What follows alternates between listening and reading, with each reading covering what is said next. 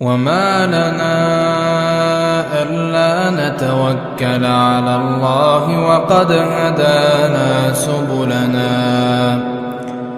ولنصبرن على ما آذيتمونا